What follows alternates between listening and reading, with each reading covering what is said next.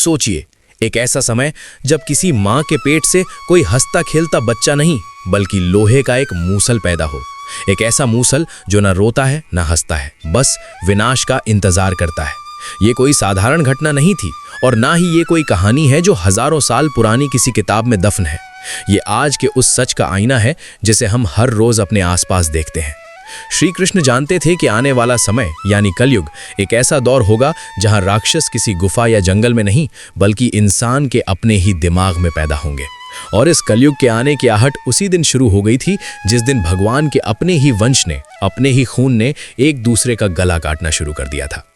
कहानी की शुरुआत होती है द्वारिका के उस वैभवशाली दौर से जब यदुवंशियों का प्रताप तीनों लोकों में गूंज रहा था। लेकिन इतिहास गवाह है, जब इंसान के पास सब कुछ होता है, धन, बल और सत्ता, तो उसके भीतर एक अदृश्य शत्रु जन्म लेता है और वो है अहंकार। यदुवंश के युवा राजकुमार, जिनमें श्री कृष्ण के पुत्र सांब भी शामिल थे, अपनी जवानी और ताकत के नशे में इतने चूर हो चुके थे कि उन्हें बड़ों का सम्मान और संतों का तप महज एक मजाक लगने लगा था। एक दिन की बात है, द्वारिका के पास पिंडारक क्षेत्र में कुछ महान ऋषि मुनि तपस्या करने आए। इनमें विश्वामित्र, कण्व और देवर्षि नारद जैसे महाज्ञानी शामिल थे। यदुवंशी कुमारों ने सोचा कि चलो इन ऋषियों के साथ कुछ मजाक किया जाए। उन्होंने सांब को, जो देखने में बड़ा सुंदर था, एक गर्भवती स्त्री के वेश में सजाया। उसके पेट पर कपड़े और लोहे का तवा बांध दिया ताकि वो गर्भवती दिखे। वे हंसते खेलते ऋषियों के पास पहुंचे और बड़े ही ढीठपन से पूछा, हे महात्माओं, ये स्त्री गर्भवती है और आपसे जानना चाहती है कि इसके गर्भ से पुत्र होगा या पुत्री। आप तो त्रिकालदर्शी हैं, बताइए क्या होगा। ऋषियों ने अपनी आंखें खोली। उन्हें वो कपट, वो मजाक और वो अहंकार साफ दिखाई दिया। जिस तप का वे मजाक उड़ा रहे थे, उसी तप की अग्नि ऋषियों की आंखों में जल उठी। उन्होंने क्रोधित होकर कहा, मूर्खों, तुम हमारा मजाक उड़ाते हो। जाओ, इस स्त्री के पेट से न पुत्र होगा न पुत्री। इसके पेट से लोहे का एक ऐसा भयानक मूसल पैदा होगा जो तुम समस्त यदुवंशियों के विनाश का कारण बनेगा। तुम सब का नाश इसी मूसल से होगा। वो हंसी, वो ठिठोली पल भर में सन्नाटे में बदल गई। राजकुमार घबरा गए। उन्होंने सांब के पेट से बंधा कपड़ा हटाया तो उनकी आंखें फटी की फटी रह गईं। वहां सचमुच लोहे का एक भारी मूसल था। मजाक एक भयानक श्राप में बदल चुका था। वे रोते हुए राजा उग्रसेन और श्री कृष्ण के पास पहुंचे। श्री कृष्ण ने जब वो मूसल देखा तो वे गंभीर हो गए। वे जानते थे कि गांधारी का श्राप और ऋषियों का वचन अब पूरा होने वाला है। उन्होंने बस इतना कहा, जो होना है वो होकर रहेगा। विनाश के डर से राजा उग्रसेन ने आदेश दिया कि इस लोहे के मूसल को पूरी तरह घिसकर चूर्ण बना दिया जाए और समुद्र में फेंक दिया जाए, ताकि न मूसल रहे और न उससे कोई हथियार बने। सैनिकों ने ऐसा ही किया। उस लोहे को घिस घिस कर बारीक पाउडर बना दिया गया और समुद्र की लहरों में बहा दिया गया। लेकिन एक छोटा सा लोहे का नुकीला टुकड़ा था जो घिस नहीं पाया। सैनिकों ने उसे भी लापरवाही से समुद्र में फेंक दिया। यही इंसान सबसे बड़ी गलती करता है। उसे लगता है कि समस्या को आंखों से दूर कर देने से समस्या खत्म हो जाती है, लेकिन कर्म साए की तरह पीछा करते हैं। समुद्र में फेंका गया वो लोहे का चूर्ण लहरों के साथ वापस किनारे पर आ गया और वहां उस रेत में मिलकर वो एरका नाम की घास बनकर उगाया। देखने में वो साधारण घास थी, लेकिन उसकी तासीर में वही वज्र जैसा लोहा था। और वो छोटा नुकीला टुकड़ा जिसे एक मछली ने निगल लिया था, वो एक बहेलिये के हाथ लगा। उसने मछली के पेट से वो टुकड़ा निकाला और उसे अपने तीर की नोक पर लगा लिया। काल ने अपना जाल बिछा दिया था। हथियार तैयार थे, बस इंतजार था उस खूनी दिन का। समय बीतता गया। द्वारका में अपशकुन होने लगे।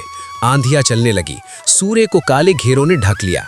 श्री कृष्ण ने आदेश दिया कि इन पापों के प्रायश्चित के लिए सभी यदुवंशियों को प्रभास क्षेत्र यानी समुद्र तट पर जाकर पवित्र स्नान और दान पुण्य करना चाहिए।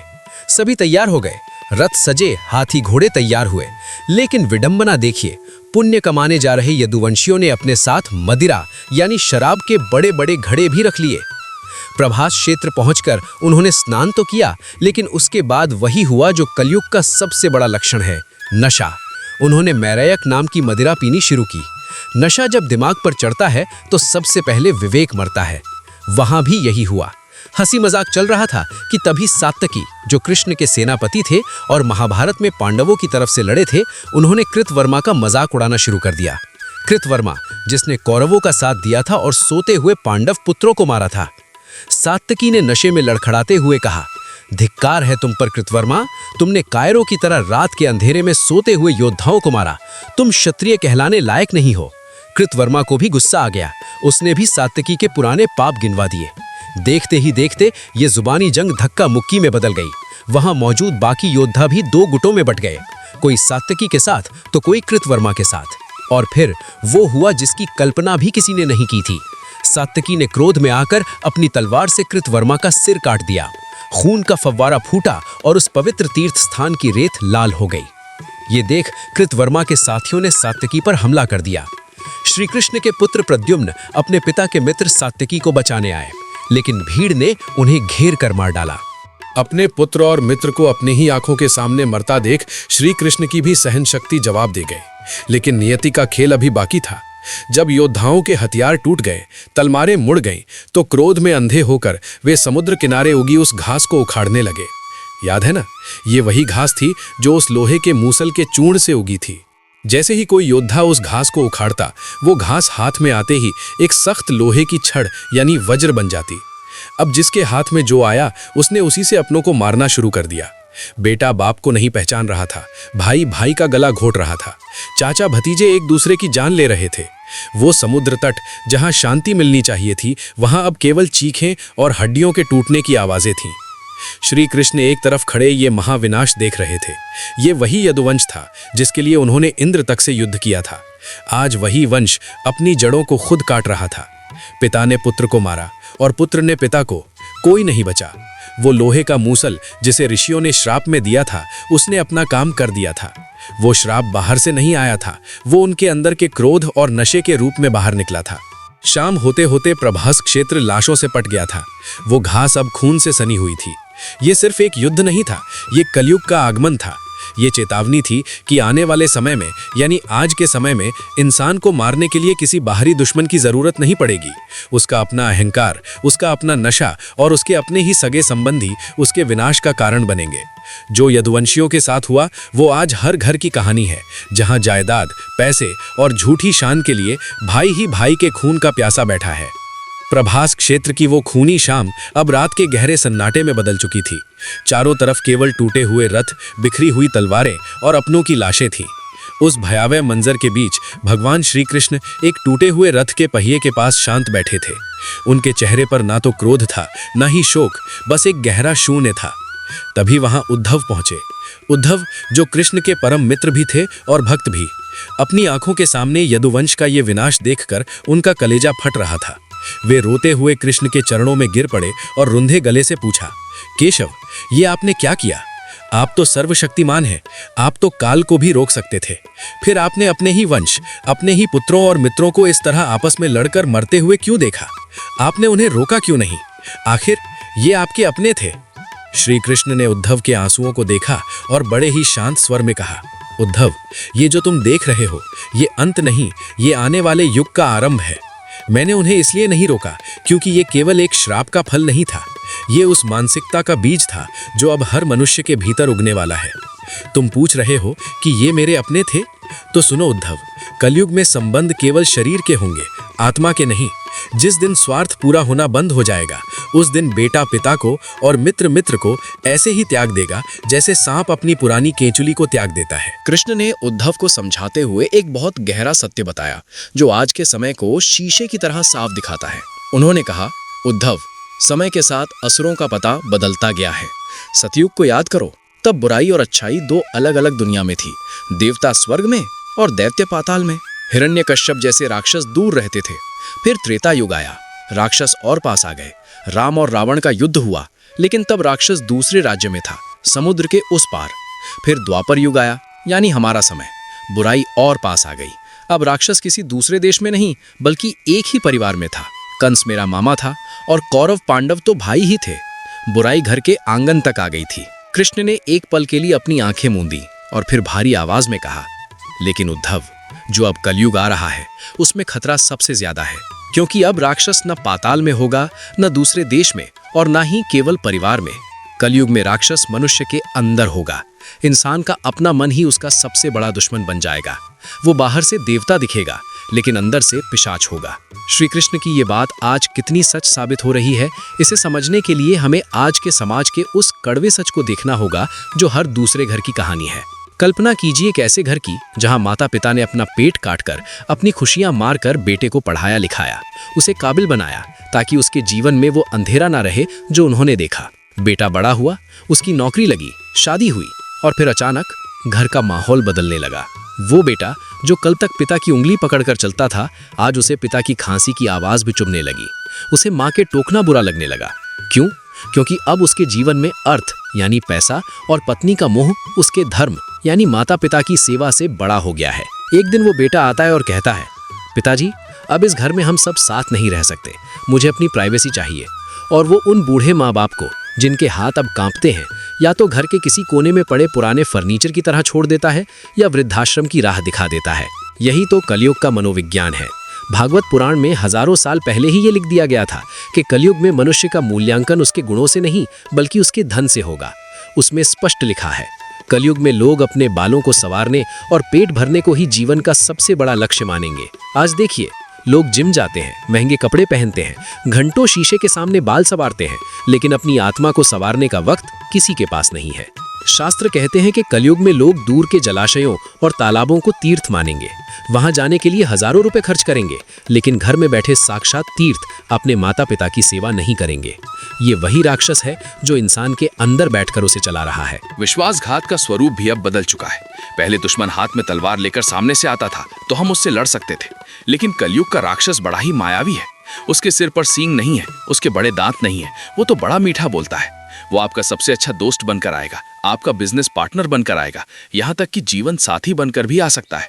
वो आपके साथ हंसेगा, खाएगा, आपके सारे राज जानेगा, और जिस दिन उसे लगेगा कि अब आपका उपयोग खत्म हो गया है या आपसे ज्यादा फायदा किसी और से मिल रहा है, वो पीठ में ऐसा छुरा घोंपेगा कि आप संभल भी नहीं पाएंगे। आज के दौर में हम देखते हैं कि कैसे लोग छोटी छोटी बातों पर चंद रुपयों के लिए बरसों पुराने रिश्तों को तोड़ देते हैं। हिपोक्रेसी यानी पाखंड कलयुग का सबसे बड़ा हथियार है। लोग सोशल मीडिया पर दुनिया को ज्ञान देते हैं, बी काइंड यानी दयालु बनो के स्टेटस लगाते हैं, लेकिन असल जिंदगी में अपने ही सगे भाई से बात करना पसंद नहीं करते। उद्धव उस रात कृष्ण की बातें सुनकर सिहर उठे थे। उन्हें विश्वास नहीं हो रहा था कि मनुष्य इतना गिर सकता है। तब कृष्ण ने उन्हें अंतिम चेतावनी दी थी, जो आज हमारे लिए एक खतरे की घंटी है। कृष्ण ने कहा था, उद्धव, जब तुम्हें ऐसा लगने लगे कि तुम्हारा अपना रक्त तुम्हारा सगा भाई या बेटा तुम्हें पराया लगने लगे और पराया धन तुम्हें अपना लगने लगे, तो समझ लेना कि कलयुग ने तुम्हारे घर की देहरी लांग ली है। वो तुम्हारे ड्राइंग रूम से होता हुआ तुम्हारे बेडरूम तक आ पहुंचा है। ये जो युद्ध प्रभास क्षेत्र में हुआ, जहां यदुवंशियों ने एक दूसरे को मारा, वो सिर्फ एक ऐतिहासिक घटना नहीं थी, वो एक संकेत था।